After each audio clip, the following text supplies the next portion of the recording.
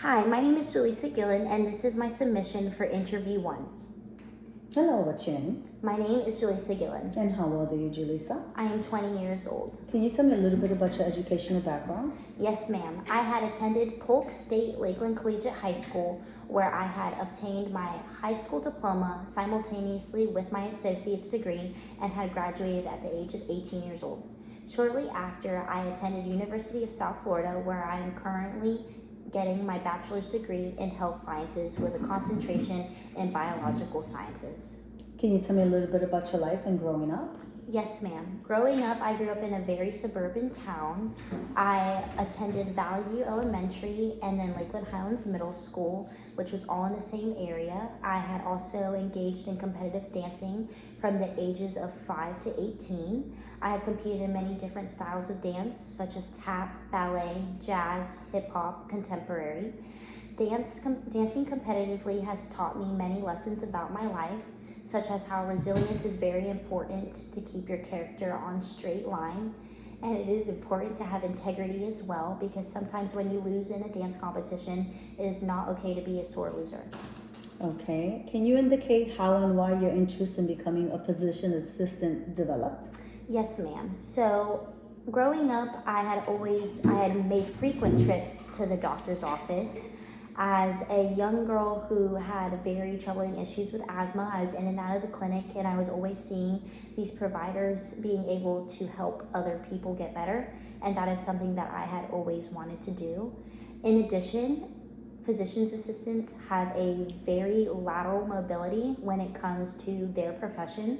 They are able to easily switch in and out of specialties depending on what they would like to do, which is something that is very interesting to me, as I am someone who likes very fast-paced environments and something that is ever-changing. I am not a person who likes things that are very stagnant and in a routine. Can you indicate how and why you chose your major? Yes, I chose my major because health sciences is a very well-rounded health degree. Unlike biomedical sciences, biology, or chemistry, health sciences gives me a good foundation in public health, as well as the sciences that I need to apply for PA school. Public health knowledge is very important when becoming a health professional, because it is important to know how things affect our communities and ways that we can stop things from spreading. How has this choice benefited you both personally and professionally? Personally, this choice I feel was a very good idea for me, as choosing a health science degree allowed me to complete my sciences that are very rigorous, along with taking elective courses on public health that are actually interesting to me, whereas a biology degree or a chemistry degree, you are doing strict sciences, which is something that I also do enjoy, but I also love learning about how there are different ways we can change our communities to better our health as a population. Can you describe your ideal life in 10 years? Yes, in 10 years, I see myself living in a big city with a cat and a big dog walking around. I do foresee myself being by myself for a really long time, as I am a very individualistic person. I like things that go my way. I am very much of a team worker, so I would love to have a partner, but I'm a very independent girl, and I like doing things on my own, as that is how I grew up most of my life.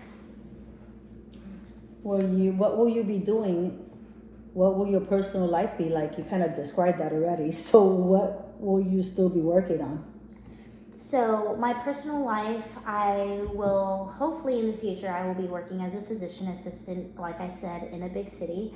I prefer to be in a big city. Like as I said before, I am a very fast-paced person. I like things that are working around the clock. I don't like being in a certain position where I feel stagnant, because then I feel stuck, and then that gives me a little bit of a feeling of anxiety, because things that are more fast-paced, I'm more prone to learning things, whereas if I'm stuck in the same routine, it's very easy to get bored. And as for things that I will still be working on in the future when I'm older, first is my time management. I find it very important to manage your time, especially currently I am a student and I work outside of school. So managing these tasks along with personal issues and being with friends and family can come as a huge task to me, as it is very important to manage your time.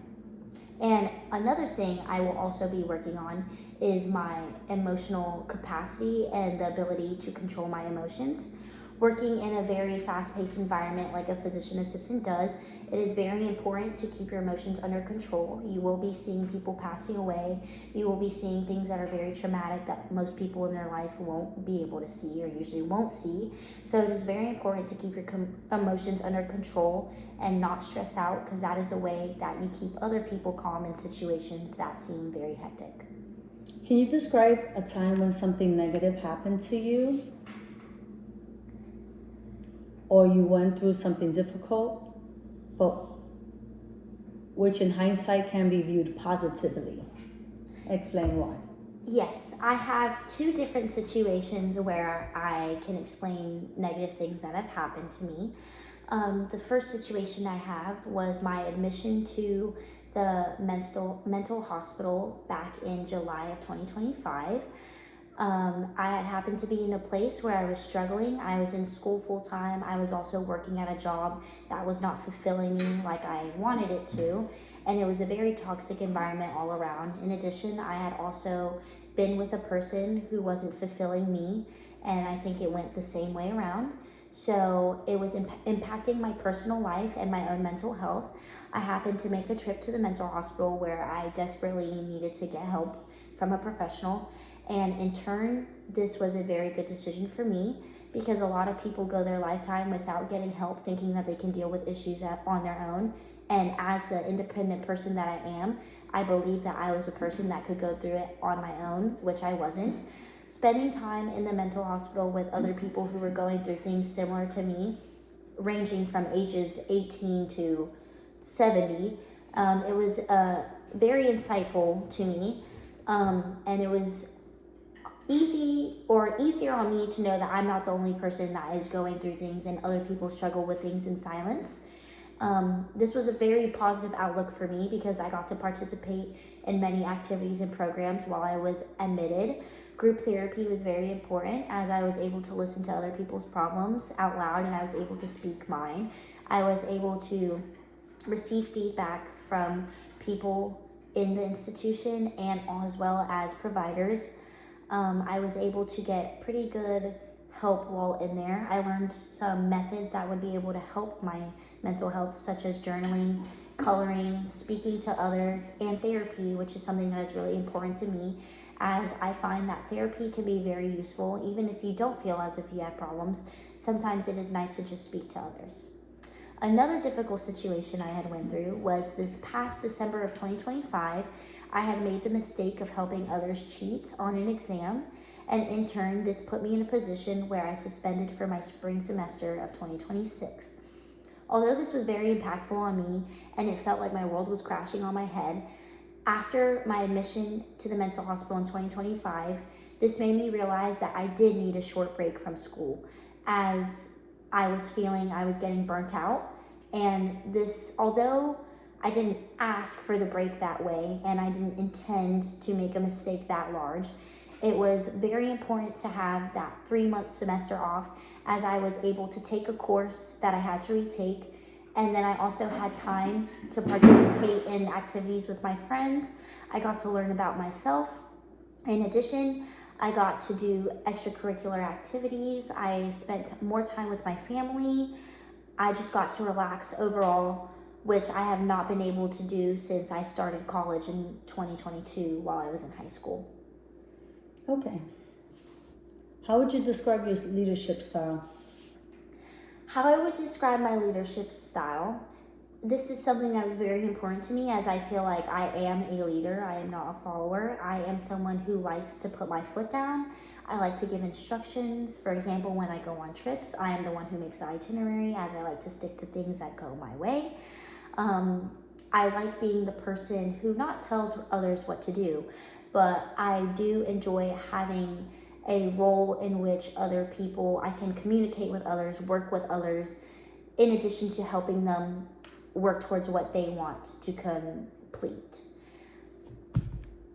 Describe an example of when you had to adjust your leadership style to address the needs of a group.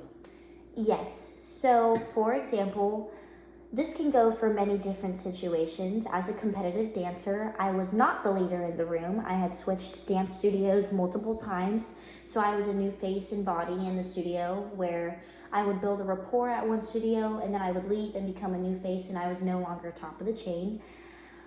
This definitely changed my perspective on being a leader because sometimes it is important to listen to others and listen to what others have to say to you.